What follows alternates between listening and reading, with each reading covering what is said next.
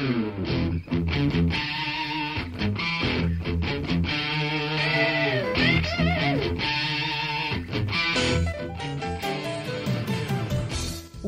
to Thriving Entrepreneur with your host, Steve Kidd, third-generation minister and 30-year business coach. Listen in as amazing, world-changing authors, speakers, and coaches share their struggles and victories. And hear from best-selling authors' insight into how you too can live your life as a thriving entrepreneur. This is Steve. Welcome to Thriving Entrepreneur. Thanks for being with me here today. I really appreciate you. So grateful for all that you are and all that you do in the world. I really am here today to encourage you, to help you thrive in all that you do in your life and in your business. And hopefully along the way, we will learn some things together as we experience these cool and amazing talented guests that I have, and maybe I even bring some exciting things to the table as well. I always hope so. I want to help you and see you thrive. Today I'm going to introduce a new concept. Maybe I should write the book on this because I think I just made this phrase up. But I want to talk to you about the concept of win leadership. Now, winning, we understand the concept of that. And, we know a lot of people that will do anything to win. But I'm talking about a true win. I'm talking about something that benefits you. It benefits the world. It benefits your employees. All those kind of things. How do you lead yourself and your organization to a point where you are winning? And what does win mean? What is the definition for winning? And what would win leadership look like? Is it winning at all costs and costing others even more so, more than what the win is worth?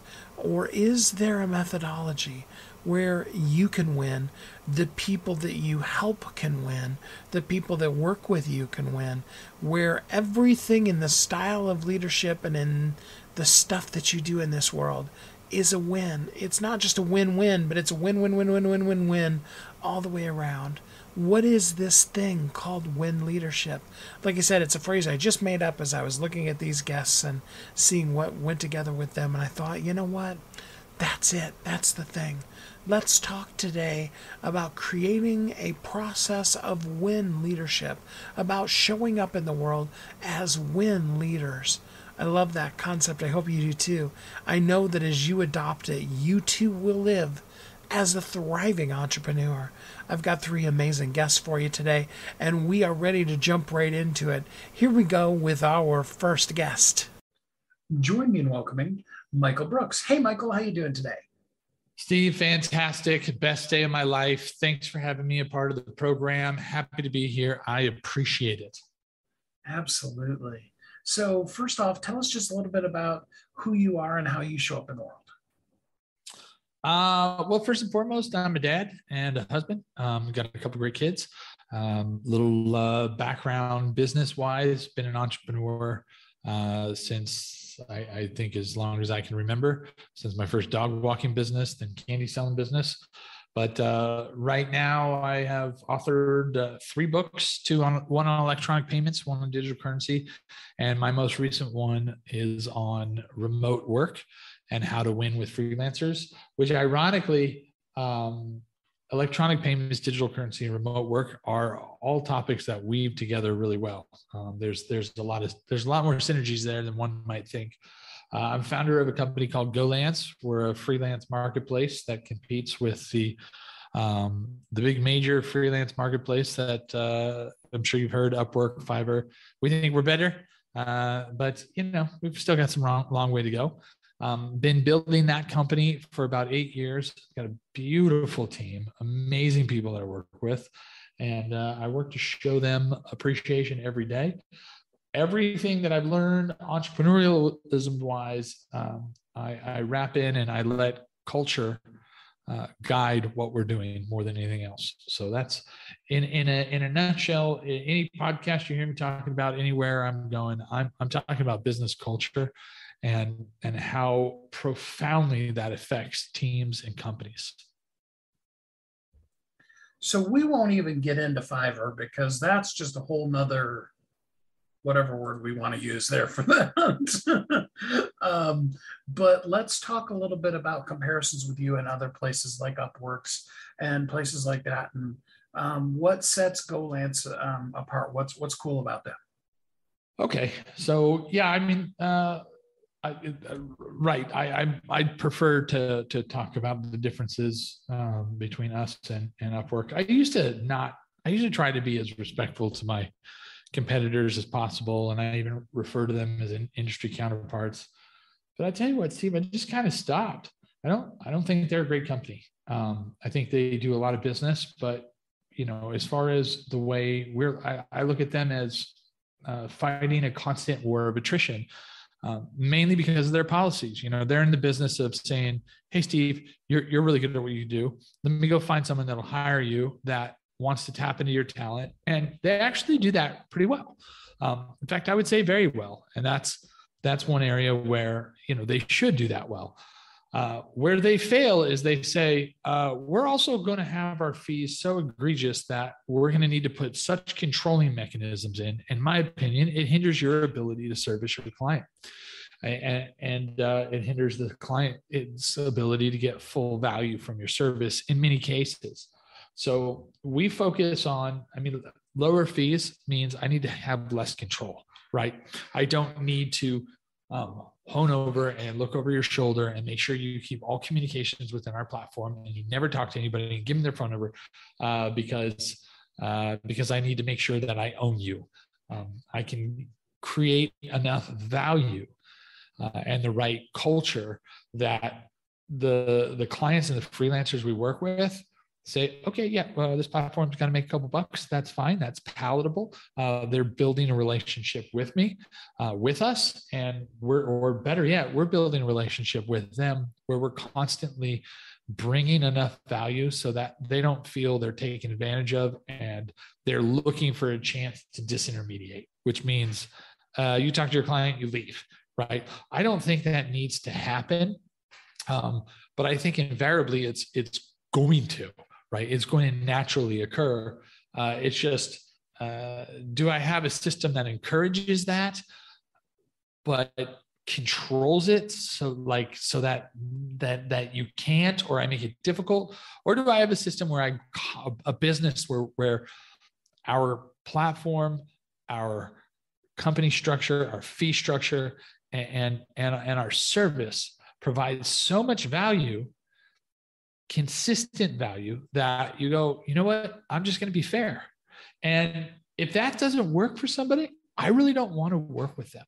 And if two people come to my platform and they link up and I've been able to create that great connection and I'm constantly working to get them more value and help build a relationship and help build their business, and they still think it's okay to go, well, we just, we could save a couple of bucks, not huge chunks of money like our industry counterparts, but a couple of bucks, then I don't even know if I want to work with those people.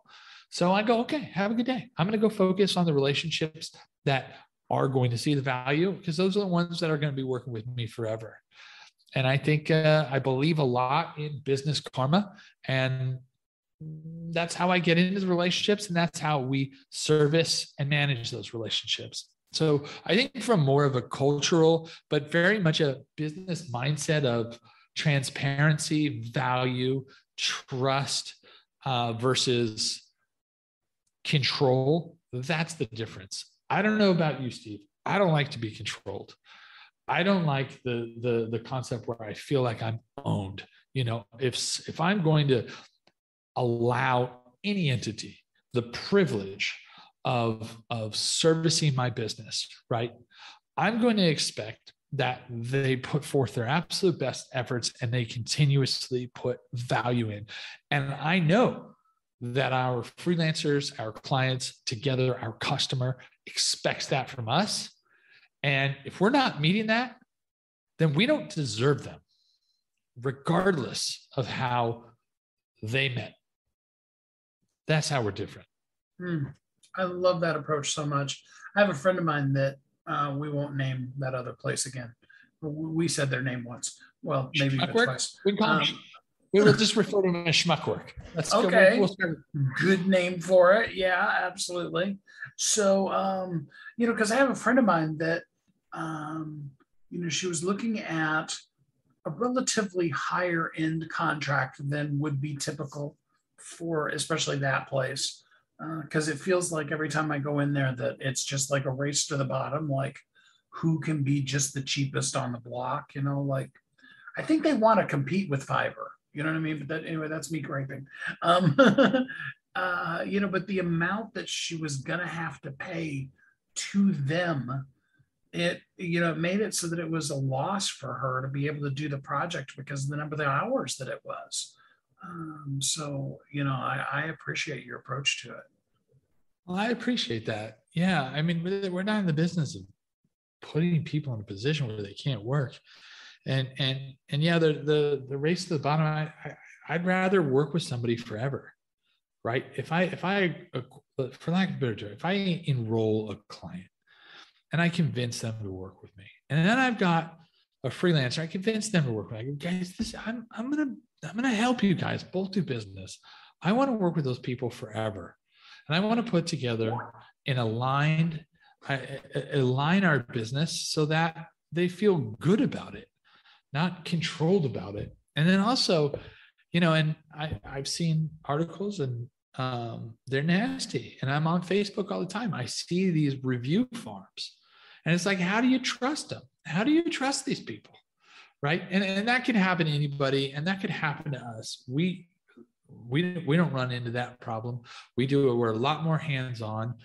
I imagine we're a lot smaller than Schmuckwork for now, but at some point I'm sure we're going to engage that. But they have these review farms that help people grow their reviews, and it has nothing to do with the quality of work. It's just so that someone can get more false credibility, and it has no bearing on their actual ability to perform a task.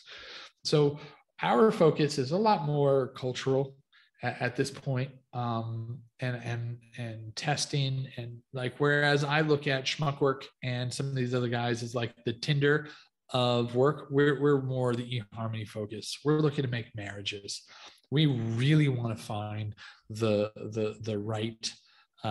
right talent for the right client, and we want to make a relationship that lasts with us forever, in our business menage a trois, for lack of a better term. And it's a little late in the day, so I tend to get more edgy. No worries. So, the only big question then that would be left for me is, how do you feel? How much people looking for people to hire do you have? Do you have a pretty good in stream of people looking to hire people now that it's worth the while for the freelancer to use your platform because they'll find as much or even more work?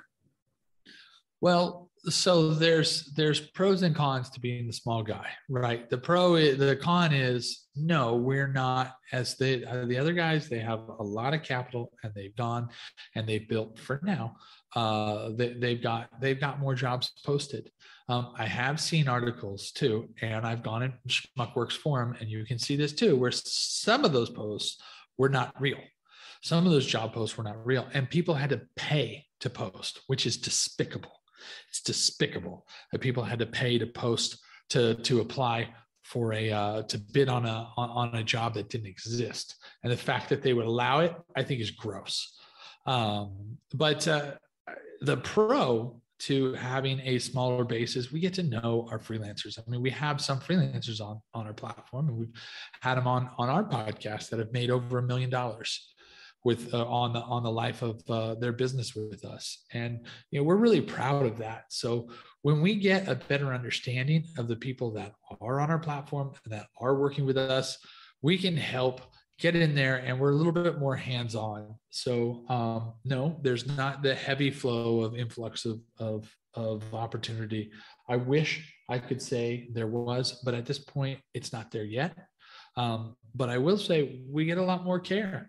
And if somebody is going to, and I tell anybody this, right?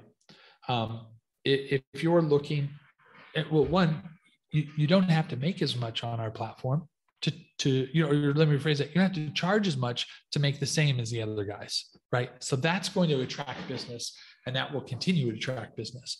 But if I was out there looking for freelance work, I would go to GoLance, I would go to Schmuckwork, I would go to Fiverr and all the rest, and I'd price myself accordingly. I would show up with a best profile everywhere, because you don't know where.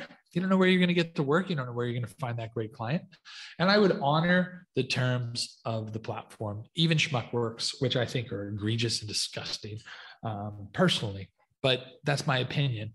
Regardless, if you're going out to sell your services, sign up on all of them, get to know all of them, and more importantly, let us get to know you so that we can find the type of work that's right for you. Because yeah, it may be a lot less of job flows, but there's also a lot less talent. And the more we can qualify, the more we can get our hands dirty, and the more we can interact with the people we work with, the better solutions we can come up with, the better relationships we can help be a part of. And that's today. Who knows, Steve? Who knows where we're going to be 12 months from now? I think a lot farther along, and this conversation is going to look a lot different, and they're going to be calling us schmucks. Not our community, but our competitors. Actually, they probably are already calling us schmucks. We've had some nasty fights with them in the past, and we're not afraid to fight with them again. So if a freelancer came to your site, they sign up, and let's just go so far as to say they feel like they really wish you had more work.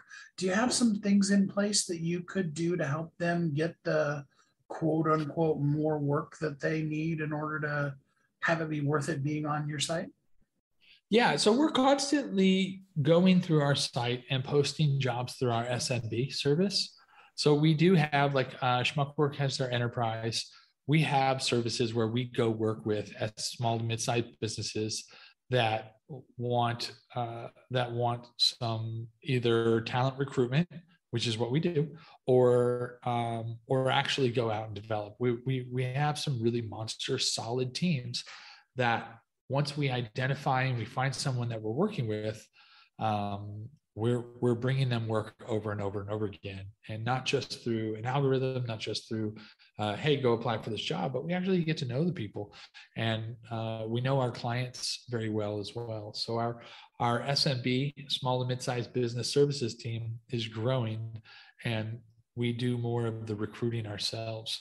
So it comes down to how are you showing up, right?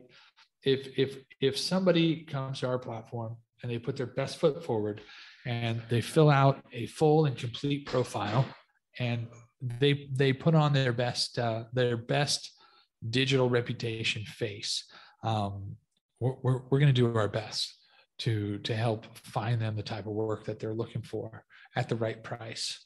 And that's where we stand now.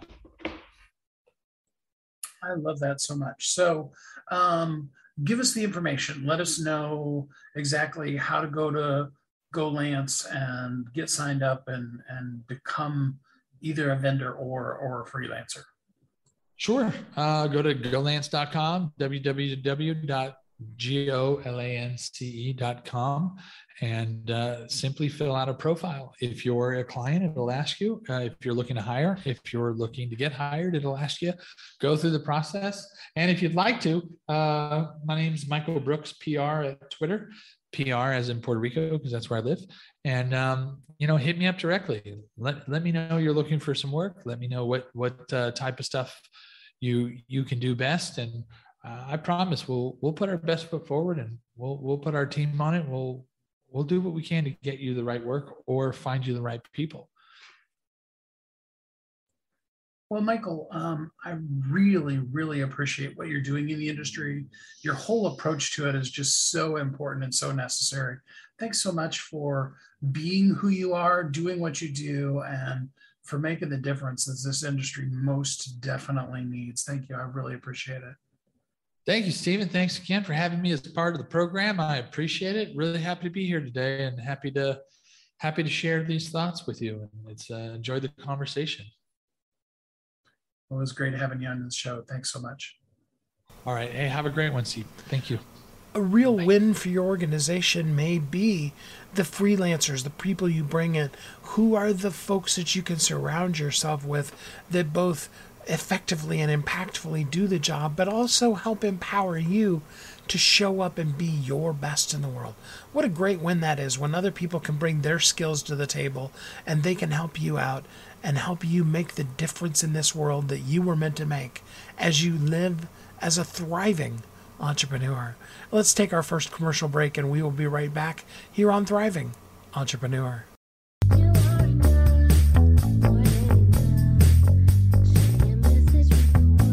If you're an author who's on a mission, stand out with your brand out. Check this out, guys. Yep, everything's marketing, and marketing is everything. Your existing book can become a best-selling book, or even, hey, like mine, a #1 international best-selling book in 5 days. Listen, if your business isn't known by everybody, it's obscurity, and that's death, right? The same thing is true for your book. If you're not happy with the way your book is performing, you got that far and then it just fell off the face of the planet kind of feeling, go to yourbestsellertoday.com. Schedule a talk with Steve. It's risk-free, it's guaranteed, it's proven. We've done it thousands of times. What are you waiting for? Yes, yourbestsellertoday.com. This time next week, you could have a beautiful seal on your book and get the attention that you deserve. Reach the people that you came to serve. Come on now. What are you waiting for? Grab a pen. Here we go. All you got to do is book a call, yourbestsellertoday.com. Go to yourbestsellertoday.com. Book a talk with Steve. It's proven, it's guaranteed, it's gonna happen. All you have to do is say yes to your destiny.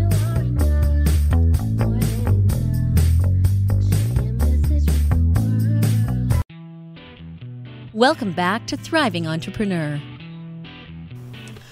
This is Steve. Welcome back.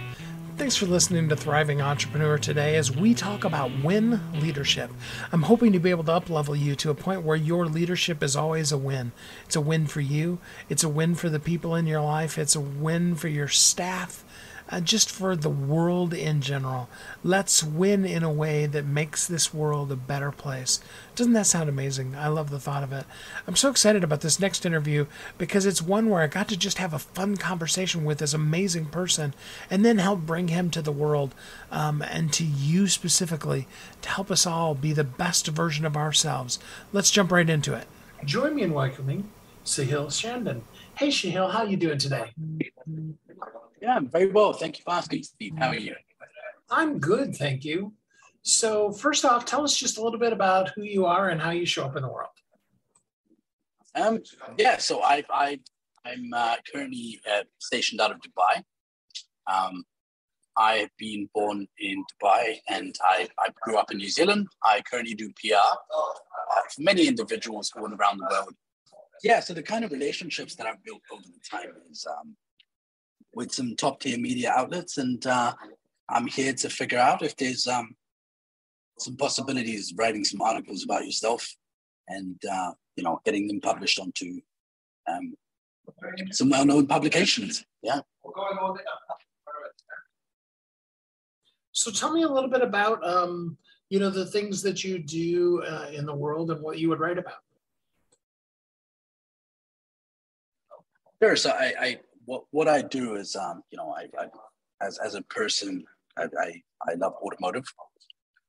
I like working on cars. I work daytime doing PR and writing some interesting stories about clients to showcase their thought leadership and actually promoting them onto these well-known media outlets. That's by day. By night, I like to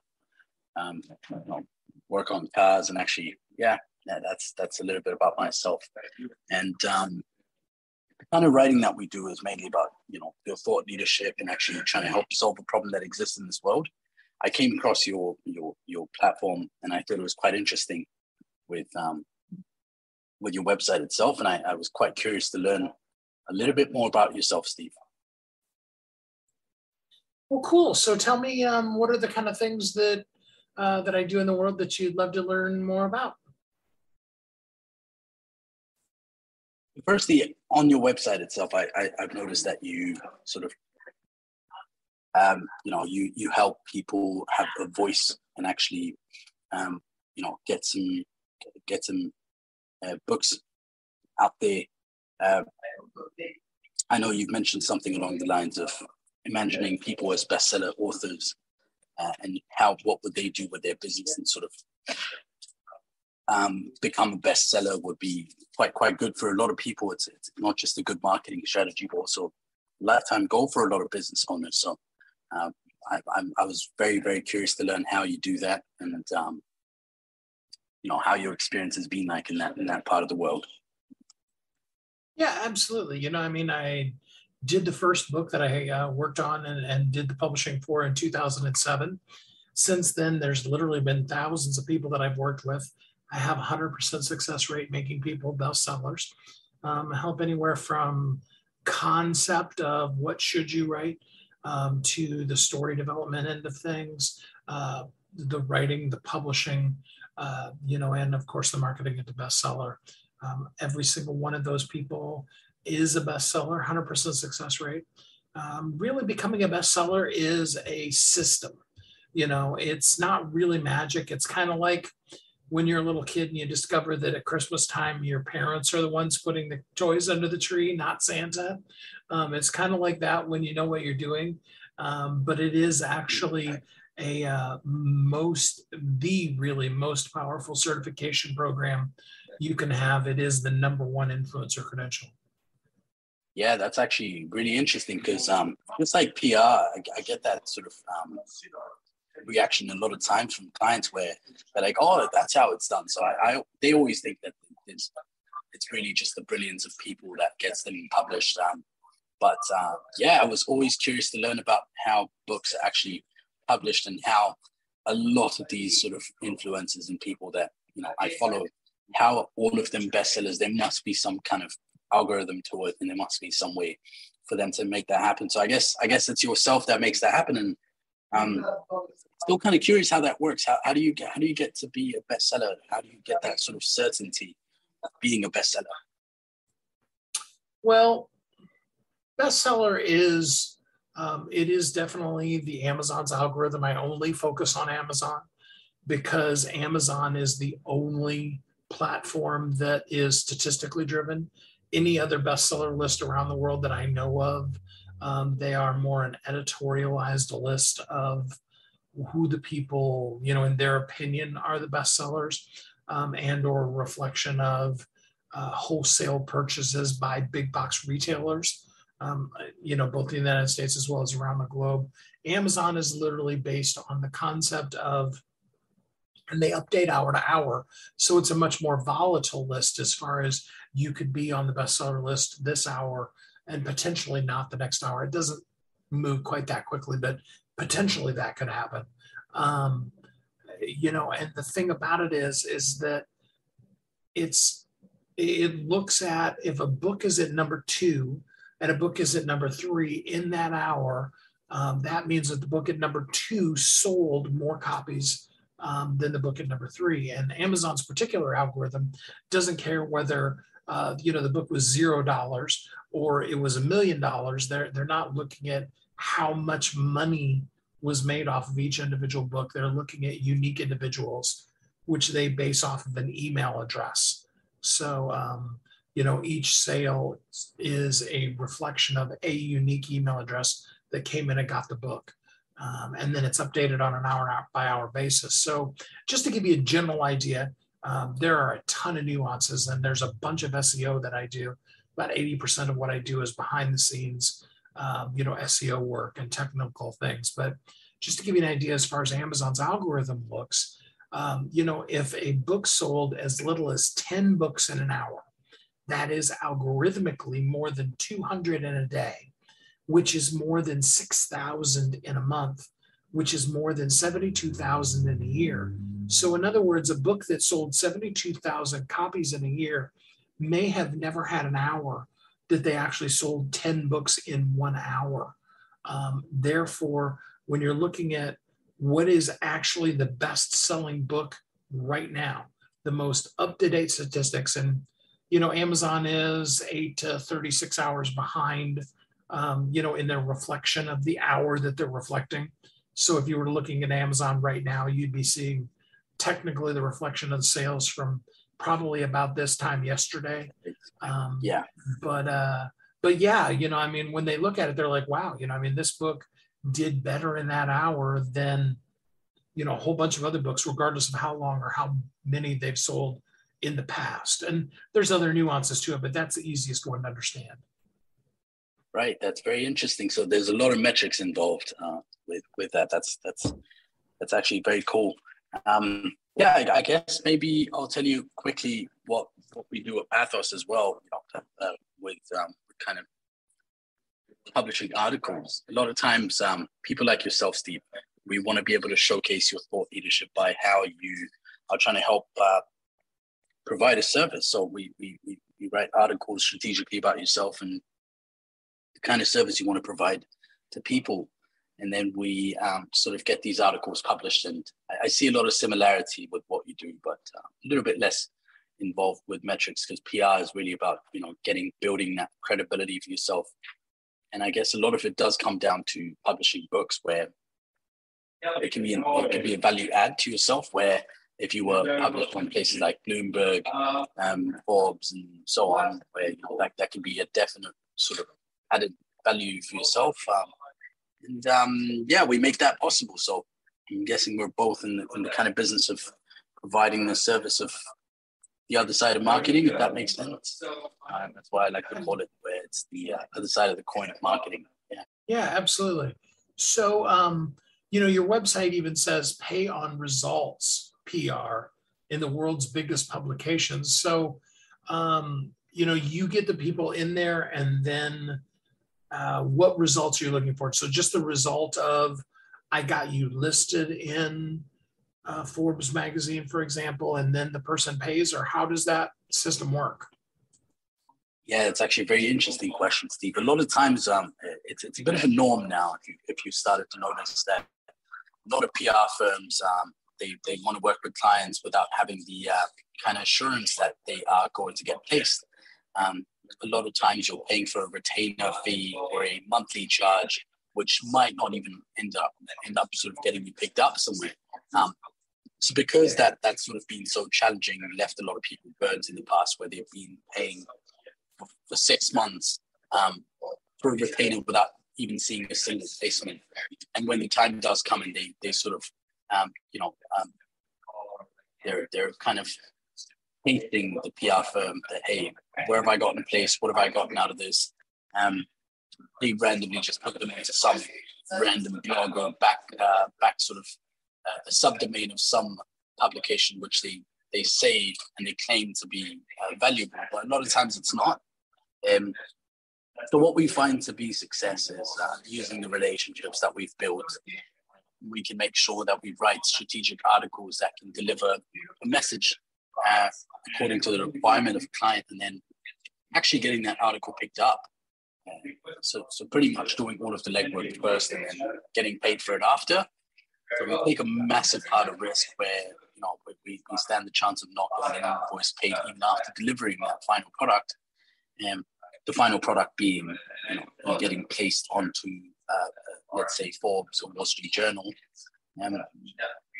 So that's the kind of risk that we're willing to take to build trust with new clients. So generally speaking, and I know you need to have a more in-depth conversation, but if somebody was listening and they were like, well, I'd like to be in Forbes magazine, just as an example, what does you getting them in Forbes magazine, what can they expect that's going to cost them? That's a good question, but the prices can range between $5,000 to upwards of 12 to 13,000 US dollars, depending on how particular the requirement is. Because we're still pitching the article to editors that we have relationships with, a lot of times guaranteeing a single publication can be quite hard. So it's typically 5,000 US dollars to write a strategic article and to pitch that article and kind of get that picked up onto sort of places like Bloomberg and Business Insider, International Business Times, and so on. But if it was Forbes in particular, that if a client had a request to that I definitely want to be on Forbes, that's my dream PR, and once I have that, I'm willing to pay the price for it. Something that particular would be for the cost of 12 to 13,000 US dollars. But we like to steer away from sort of paying for placements. We would rather get it organically, where we are pitching the article to editors. But typically, the cost for each article would be for the price of 5,000 US dollars. So let's give just a little bit of insight. I mean, obviously, a person needs to work with you if they want to write a really powerful article. But what's one element that a person could do to write better articles when they're writing stuff? That's actually a brilliant question. A lot of times when we work with clients, because PR can be so much of a vanity piece for a lot of people, it comes off to be a little bit braggy about, sort of bragging rights, sort of adding to their ego that this is what I've accomplished and I want the world to know that this is how good I am and the kind of money I've made. But from a PR perspective, I would advise anyone to write an article more on a problem-solving sort of note, where every time an article is published about sort of creating an emotional connect with the readers, that's when it's most impactful. And a lot of times, if it's advertising or sort of bragging about your massive ego, the kind of money you hold in your bank account, that's not going to bring back too much attention, and people are just going to scroll right over it. So as long as you have a problem that you're trying to solve and you're trying to create an emotional sort of connect with the readers, that's where we've seen a lot of sort of impact generated from these articles, and that's what I advise for most people to do. Love it. So if somebody would like to talk to you in more detail, how can they get in touch with you? Yeah, so we the website itself, we've not created the website with Pathos Communications because we are quite unique. We've actually purchased the domain for payonresultspr.com. So they can find us there. They could schedule a call with either myself or one of my colleagues. And we'll be more than happy to actually have a chat with anyone that's interested. And that's payonresultspr.com. Well, Sahill, I really appreciate you spending some time with us here on the show today. Yeah, thank you so much for having me, Steve. It's such an amazing concept because really the thing you bring to the world is a leadership. It is a win leadership. And it also is something that really does set you apart, makes you one of the thought leaders in this world. I know sometimes we don't think of ourselves that way, but that really is the truth of us. And as we move forward, we live and we thrive and we bring our best to the world. Let's take another quick commercial break here on Thriving Entrepreneur.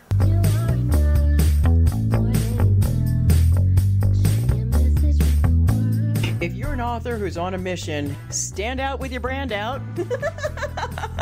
Check this out, guys. Yep, everything's marketing, and marketing is everything. Your existing book can become a best-selling book, or even, hey, like mine, a #1 international best-selling book in 5 days. Listen, if your business isn't known by everybody, it's obscurity, and that's death, right? The same thing is true for your book. If you're not happy with the way your book is performing, you got that far and then it just fell off the face of the planet kind of feeling, go to yourbestsellertoday.com. Schedule a talk with Steve. It's risk-free, it's guaranteed, it's proven. We've done it thousands of times. What are you waiting for? Yes, yourbestsellertoday.com. This time next week, you could have a beautiful seal on your book and get the attention that you deserve. Reach the people that you came to serve. Come on now. What are you waiting for? Grab a pen. Here we go. All you got to do is book a call. Yourbestsellertoday.com. Go to yourbestsellertoday.com. Book a talk with Steve. It's proven. It's guaranteed. It's going to happen. All you have to do is say yes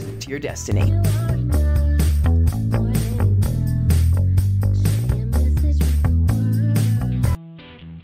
Welcome back to Thriving Entrepreneur.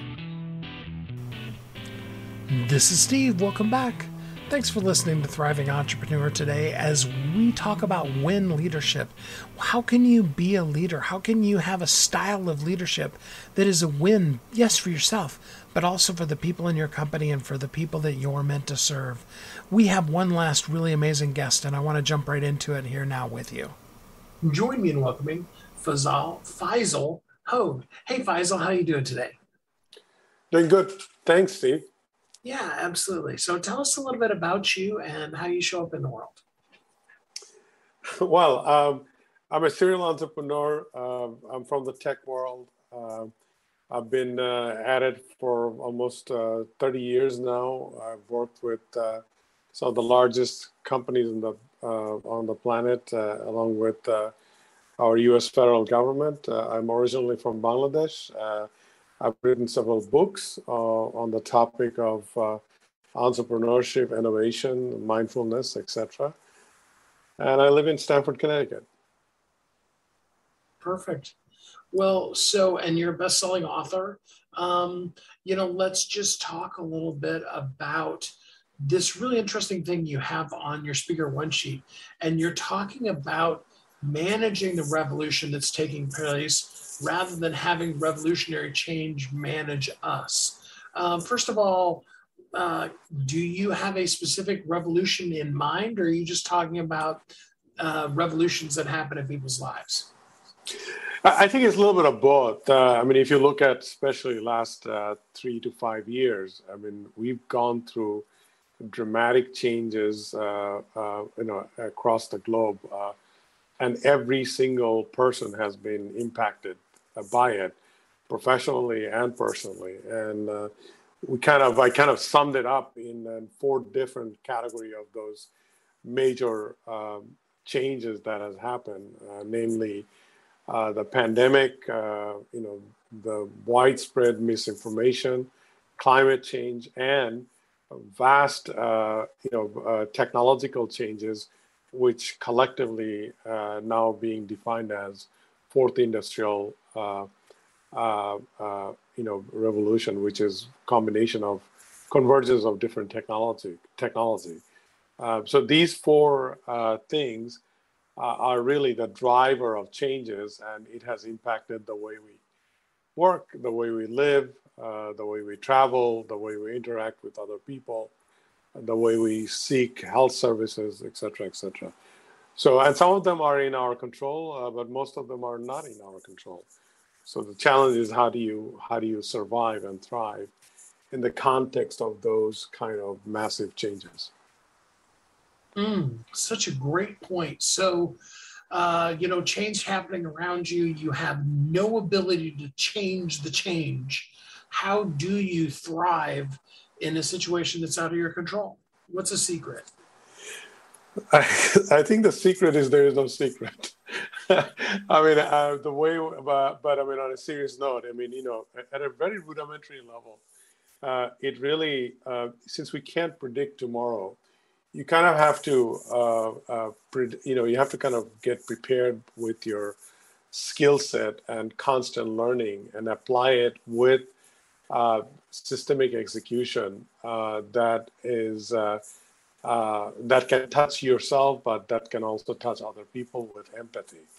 Because empathy allows you to kind of understand where everybody is and where a world is. And as a result, it allows you to prepare for it. So no matter what changes are coming along, you can kind of execute execute your goals, personal, professional, with that constant learning that you're having to deal with these, unthinkable and unpredictable and uncontrollable change all around us. So what does a person do when they've allowed the events, especially the events of the last couple of years, to shape them rather than them having control of their own destiny? Well, I mean, the critical thing is that, yes, there are fundamental skills that are applicable to everybody and anybody, no matter what profession you are in, what era you're in, and what you are doing as an individual or an organization, which is basic fundamental leadership and management skill. But those leadership and management skill now more than ever is grounded by understanding other people and the surroundings. So that's number one.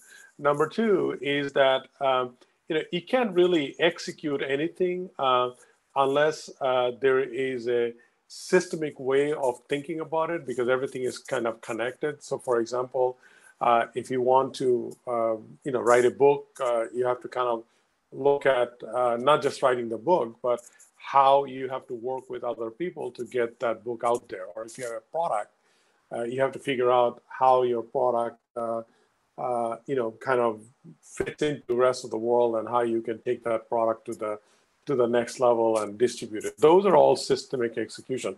This applies even if you're a student. For example, my son is 19 years old. He's in college. He has to think through how he can learn things that are not being taught in school because things are moving too fast, and how he can prepare and then execute his goals and plan that he can relate to the rest of the world. And then the learning pattern is changed because, what we used to learn when, let's say you and I were kids in college, that learning process is no longer applicable. So if you look at what we have learned during the pandemic and during last 4 or 5 years of all kind of changes that has happened, it's a very different learning process. So you kind of have to look at all those three things and prepare yourself and your organization and your surrounding in order to tackle with whatever is coming up next. The reality is that change will happen, but preparation of the change kind of remains the same, which is really honing your skills and having the ecosystem around you to help you to execute your personal and professional goal. So, the easiest thing for us to do is just to stay the same way we've been. Change is hard on all of us. What happens in this particular case, especially with all the upheaval of late? What happens if a person just digs their heels in and decides not to change? Look, I'll give a very simple example. The reality is you become obsolete and you can no longer function. We've seen, let's take an example of a restaurant owner, right?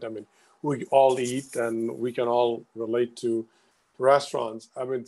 During the pandemic, some of the restaurants completely went out of business, but some has absolutely thrived because of the fact that they needed to create food that will travel well and that will sustain in a delivery model versus people going at the restaurant and eating at the restaurant. And some of these restaurants thrive like nothing before, but some of them has gone out of business because they're stuck with the traditional model of serving some a certain type of food where people needed to come and eat at the restaurant. So this is just one example. So if you don't change, you become obsolete and you become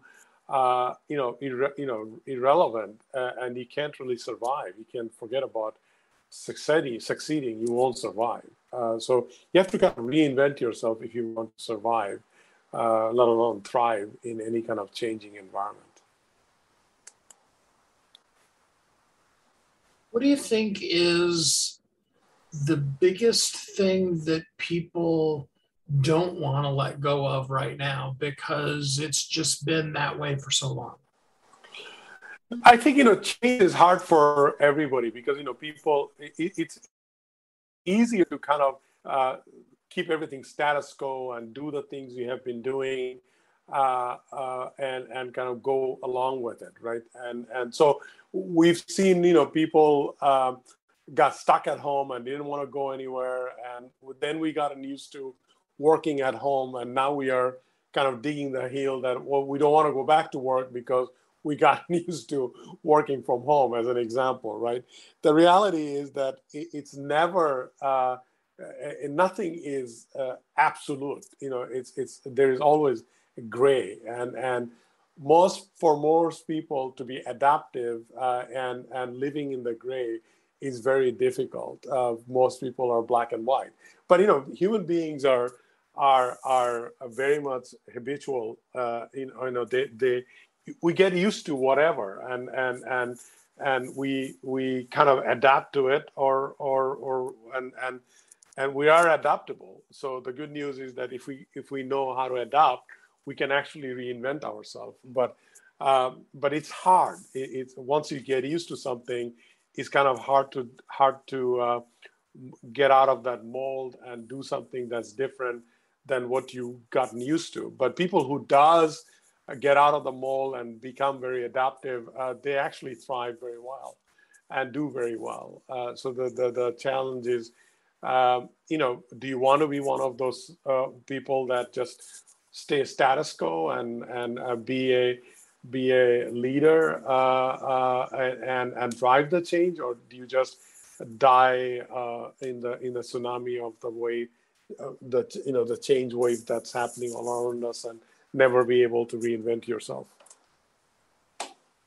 And all of these are the kind of things that you talk about in your book, Lift. Yes. Is that correct? That's exactly right, Steve. And I kind of didn't, when the Lift is kind of happening in a, organic way. I wasn't really thinking of writing another book. I wrote my last book 6-7 years ago, which is called Everything Connects. And I kind of gotten busy working, especially in our private sector, working with our government here in the US. And then all this stuff happened, and it kind of triggered me to write this, because it was kind of observation from my own situation, how I was working and how my mindset had changed, and the geopolitical shift and all the stuff that I've been kind of observing in private sector and public sector, meaning our government and in business sector. And that kind of triggered me to write it. And it's very personal and professional at the same time.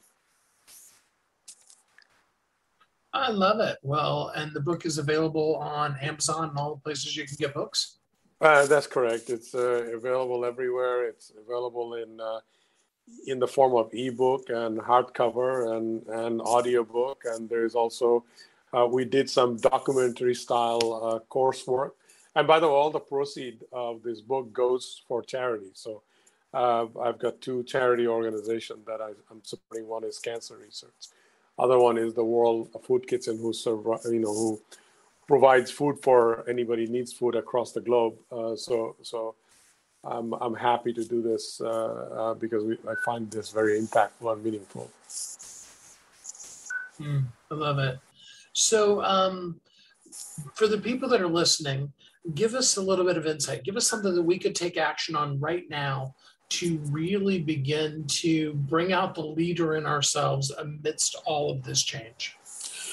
I would say the first and foremost is changing your learning pattern and have an open mind and beginner's mind, where you look at things from a new perspective versus whatever the way you have looked at things. So it doesn't matter whether you're a writer, entrepreneur, a technologist, a government employee, or a business executive.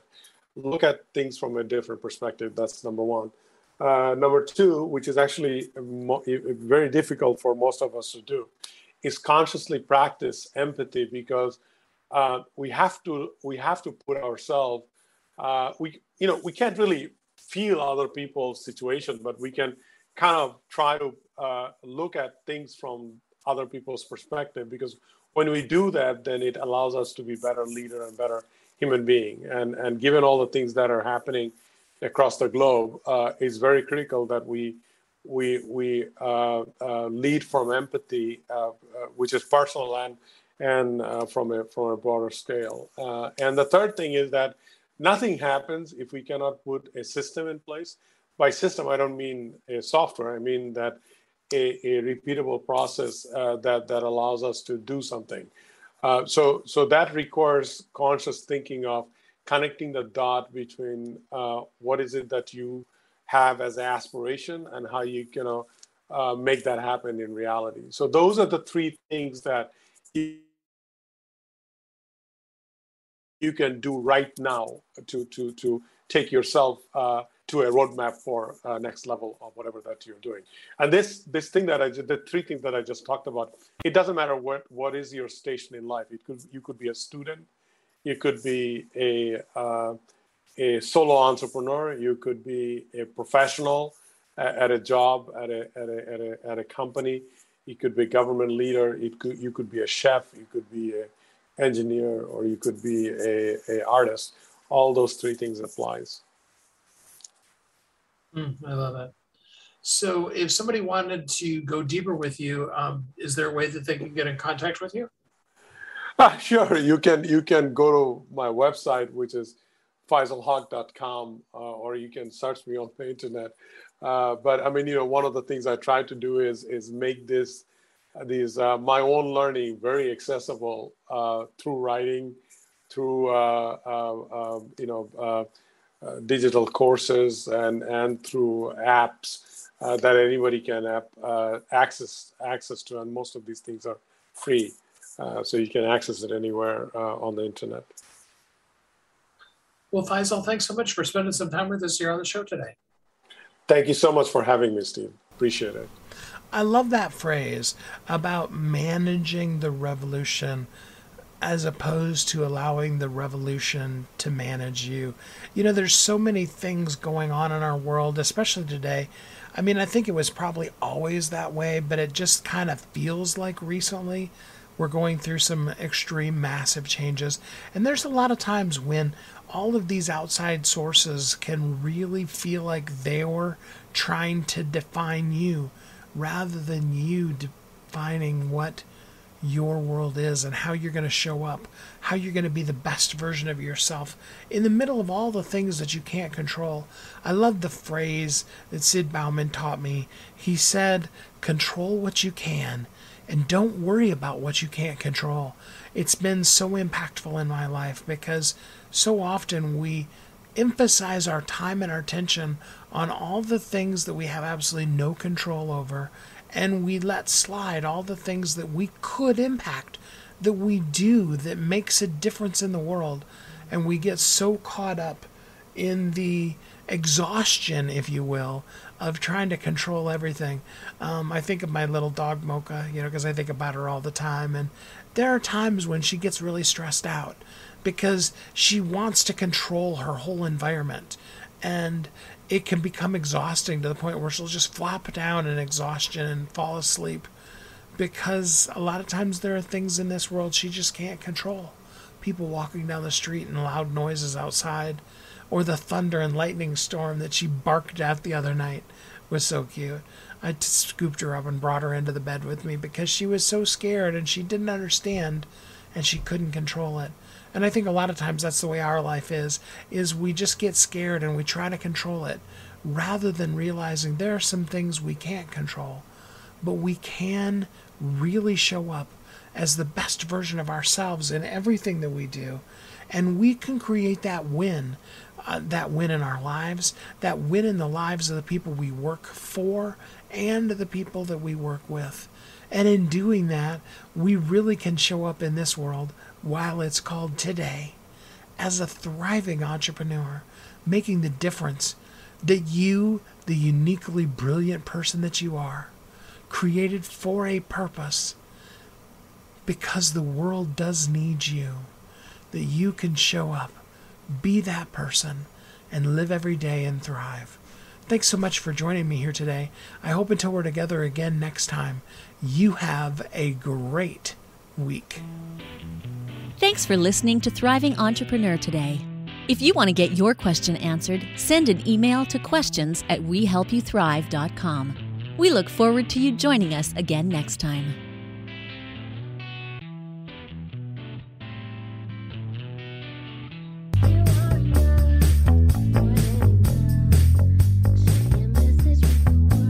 If you're an author who's on a mission, stand out with your brand out.